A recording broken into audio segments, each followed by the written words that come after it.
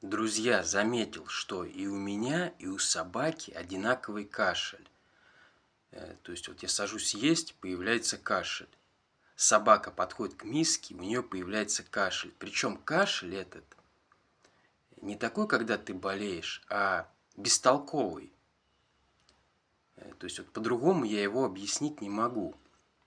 То есть не такой, как будто ты болеешь, а кашель именно такой, как будто бы ты шлаканулся чем-то. То есть не сильный, короче, странный.